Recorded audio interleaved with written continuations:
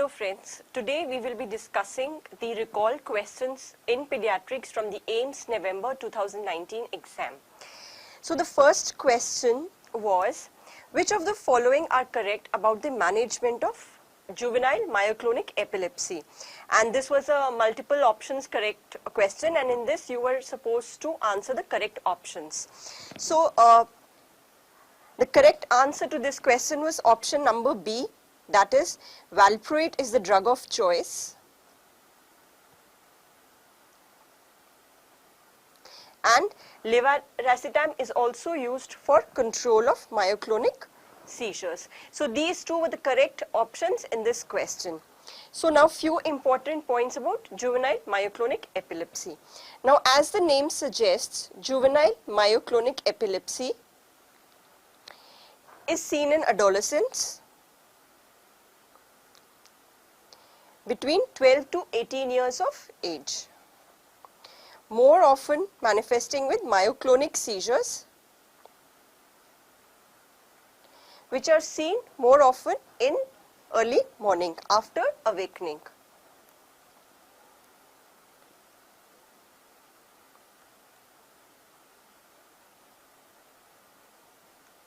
And the drug of choice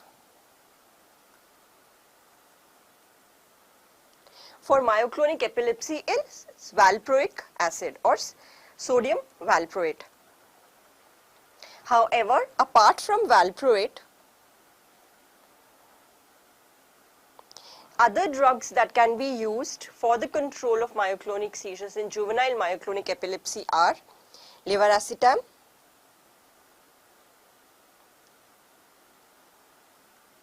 lamotrigine, topiramide,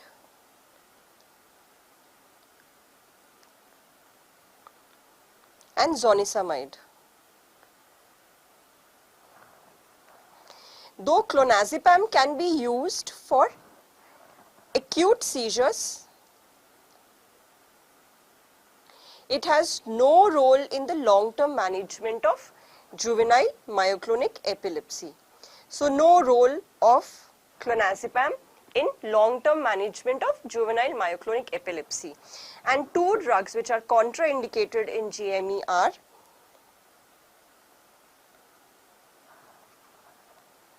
carbamazepine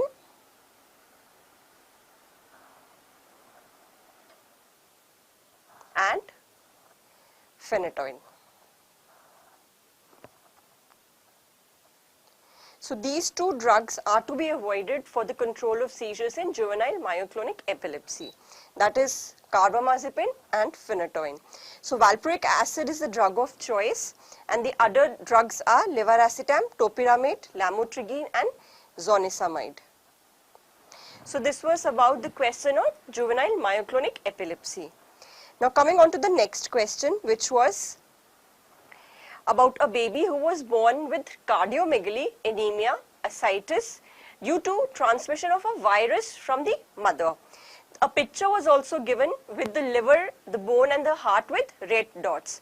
Which of the following was most likely to be implicated? And the correct answer to this question was option number A, that is parvovirus. So now if you read this question carefully, the baby was born with cardiomegaly, there was anemia, there was ascites. So these were the clinical features that were given to you, and this condition was hydrops fetalis. So this condition was hydrops fetalis, where there may be fluid accumulation in two or more cavities. So there may be pericardial effusion, there may be pleural effusion, there may be skin edema, and there may be ascites. So this clinical scenario that was given to you was of hydrops fetalis. And before 1970, the most common cause of hydrops fetalis was RH immunization. But with the introduction of anti-D administration, now non-immune causes of hydrops fetalis are more common. Now, what are the common non-immune causes of hydrops fetalis?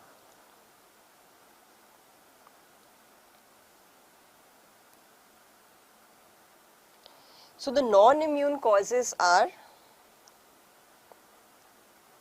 iron deficiency anemia in mother.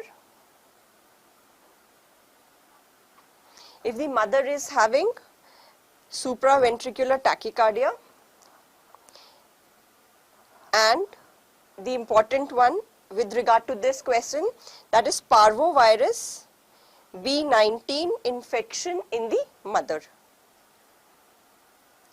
Now, parvovirus infection in the mother will not cause any change in the clinical condition of the mother, but because parvovirus has predilection for the red cells, and if the infection is in the second trimester, so if the infection occurs in the second trimester, which is the time when hematopoiesis is occurring in the liver, so the liver may get affected and it may cause anemia. Now, already the red cell span in the fetus is less. Now, on top of that, if there is a viral infection, it will further reduce the lifespan of the RBCs and it will cause anemia. And apart from that, the virus can also directly infect the heart, resulting in myocarditis. So, the combination of anemia with myocarditis leads to cardiac failure,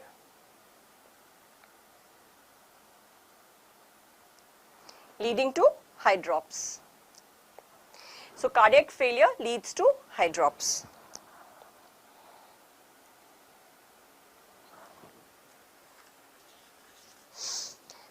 So, these are few important points about parvovirus B19 infection.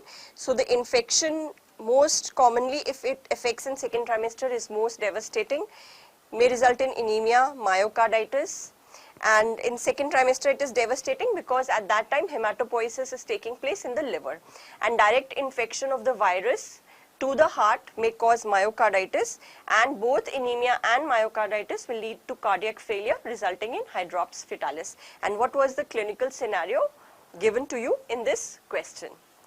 So, now we come on to question number 3, and question number 3 was again a clinical scenario that was given to you, which was a 1.5 kg child was born at 32 weeks through LSCS, presents with moderate respiratory difficulty with a respiratory rate of 70 per minute. Which of the following is the immediate next line of management? Now, the correct answer to this question was option number A, that is CPAP. Now, this condition, this clinical condition that was given to you was that of respiratory distress syndrome or hyaline membrane disease. So, this child who was low birth weight, who had a weight of 1.5 kg, who was delivered preterm at 32 weeks of gestation, has developed respiratory distress syndrome. And the immediate line of management, or the first line of management in a child with respiratory distress syndrome, is CPAP. That is continuous positive airway pressure. And intubation is best avoided, or as far as avoided, because it is the single most important risk factor that may lead to development of bronchopulmonary dysplasia. And if surfactant is to be administered, it can also be administered in a child who is on CPAP using the ensure technique. Now, the ensure technique is intubate, surfactant, extubate. So, it's not necessary to administer the surfactant, you need to intubate the child. You can intubate, you can give surfactant, and then you can extubate. Now, another important thing that you need to know is about the role of steroids or role of antenatal steroids. Now, if one is anticipating a preterm delivery, administration of antenatal steroids may help in reducing the incidence of respiratory distress syndrome in the baby, and apart from that also protect against IVH and necrotizing enterocolitis. And the drug of choice for the use in antenatal steroids is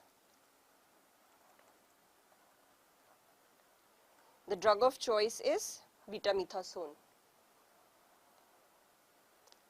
And if betamethasone is not available, then dexamethasone may be used.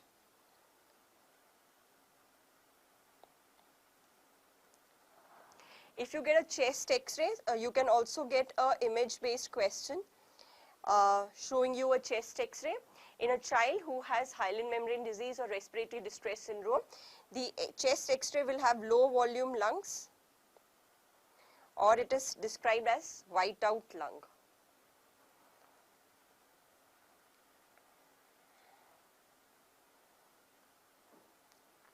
So now we come on to the next question, and that was an image based or a video question where you were shown a child with the pulse oximeter attached and you were asked where this is used. So basically you were asked about the indications of pulse oximeter, and the options that you had were used in delivery room resuscitation, used in CPR, used to monitor apnea, and used to measure central cyanosis.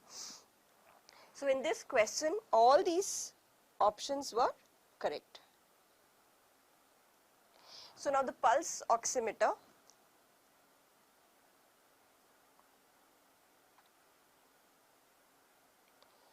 is used in the neonatal resuscitation, and it helps you to titrate the amount of oxygen that you will be giving. Now the pulse oximeter will give you an indication about the oxygen that is bound to the hemoglobin, or it actually gives you the indication about the bound hemoglobin. So in neonatal resuscitation, attaching the pulse oximeter to the child will help you to give the SpO2 of the child. However, it will not give you the pulse oximeter does not tell you about the arterial oxygen saturations.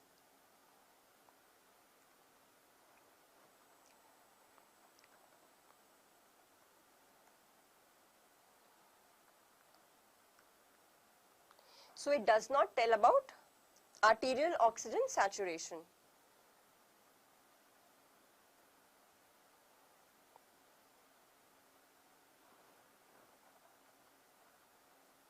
So if you want to know the arterial oxygen saturation, then you need to do a arterial blood gas analysis. So the pulse oximeter will tell you about the SpO2, whereas the ABG will tell you about the PO2. And apart from being used in the neonatal resuscitation, where you can titrate your oxygen concentration that you are delivering, or the FiO2 that you are delivering, according to the target preductal O2 concentrations. So apart from that, it is also used in CPR. It can also be used to monitor apnea. Like for example, if a child has apnea of prematurity, if you attach the pulse oximeter, then if he is having apnea, his SpO2s will fall, and then you can monitor the child by attaching an oximeter to the child. And it also is used to measure central cyanosis. So in this question, all these four options were correct. So next we come on to question number 5. And that was, a 4-year-old male child was brought in the pediatric OPD with complaints of hematuria. On evaluation, his mother also complains that he has hearing loss and vision problems as well. One of his maternal uncles had a history of CKD. What is the probable diagnosis in this child? So here we see that this child who has been brought in the OPD has renal involvement, has hearing loss, has vision problems, and has a family history of renal disease. So this looks like a hereditary nephropathy, and the correct answer to this question is Alport syndrome. Now Alport syndrome is a type of hereditary nephropathy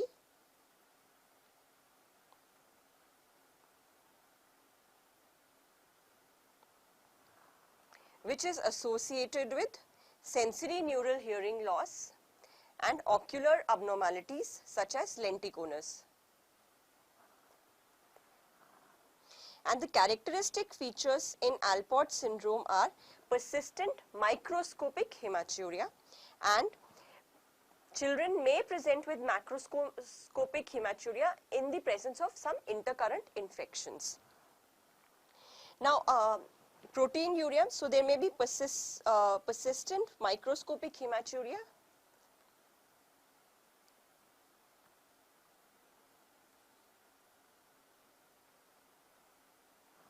and macroscopic hematuria may be present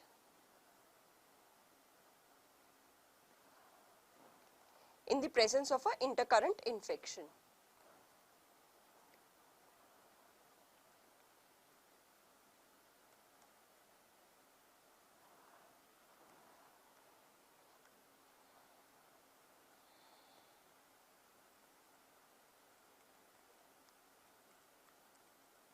In the early stages, proteinuria may be minimal, but as the disease progresses, patients may have heavy proteinuria and may develop nephrotic syndrome in later life. The most common inheritance pattern of Alport syndrome is X-linked recessive. Almost 80% of patients with Alport syndrome may be inherited in an X-linked recessive pattern. While the other modes of inheritance are autosomal recessive and autosomal dominant. But the X-linked is the most commonly seen, almost in 80% of patients. Now next we come on to question number 6. Now question number 6 was, a 6-year-old child was bitten by a dog while playing in the park, following which there was oozing of blood from the great toe. The child had received rabies vaccination 1 year ago. Now what is the management of the child? Now in this question, this was basically to ask you about the revaccination, or if a child has already been vaccinated, then what is your management? Now the correct answer to this question is option number B, that is 2 doses at 0 and 3 days. Now this, there should be no confusion with regard to this answer. The WHO website gives very clear guidelines about the rabies vaccination in case of children who have been previously vaccinated, and there it mentions it as short rabies post-exposure prophylaxis of previously vaccinated persons.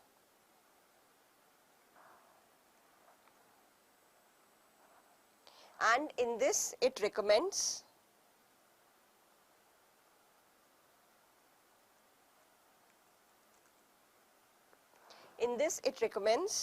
that all children who have received rabies vaccine in the past should receive local treatment of the wound, which is washing the wound with soap and water. Then no rabies immunoglobulin is to be used, and there are 2 schedules that it mentions on the website, 2 schedules for vaccination. And in that it mentions, in the schedule 1, it mentions either IM or intradermal route of vaccine to be given on day 0,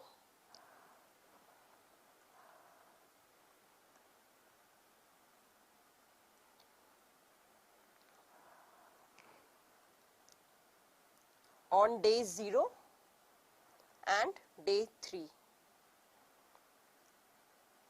So this is the first schedule that is given on the WHO website, that there should be local treatment, no immunoglobulin is to be given, and there are 2 schedules for the vaccine, and the first schedule mentions 2 vaccines to be given on day 0 and day 3.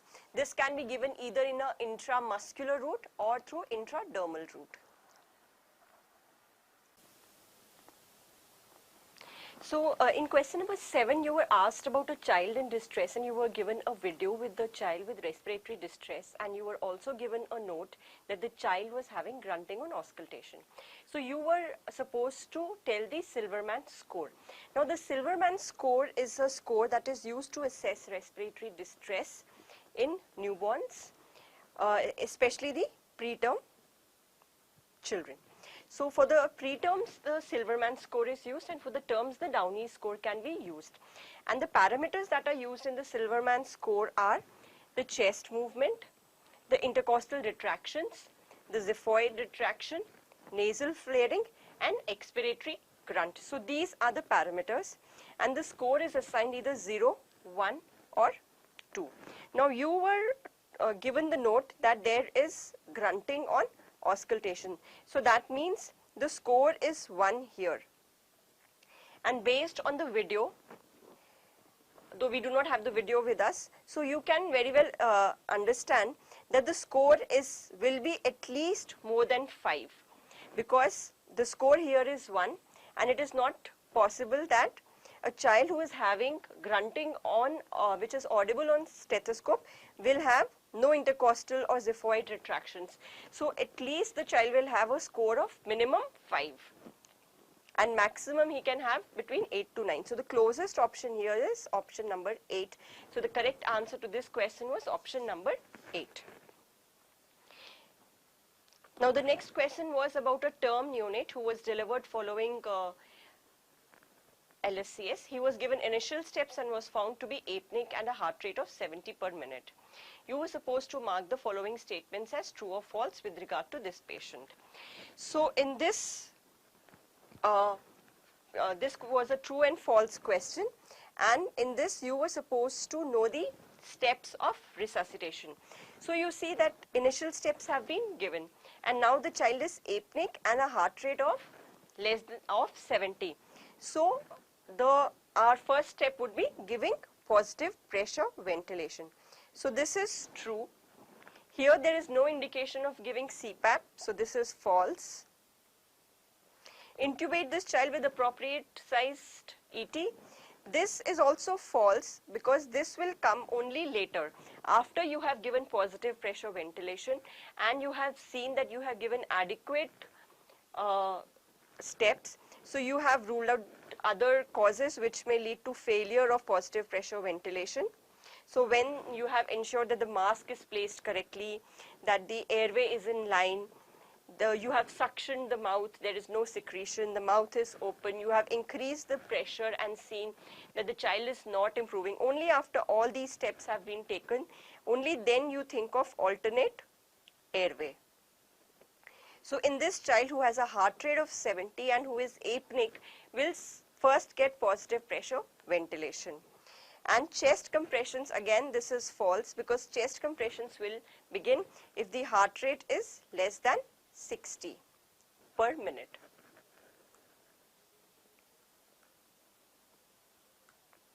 So chest compressions begin at a heart rate of less than 60, and positive pressure ventilation begins with a heart rate of less than 100 per minute. So the option number A was true and the rest of the statements were false with regard to this question. So with this, I come to the end of the discussion on the recall questions of AIIMS Pediatrics to November 2019.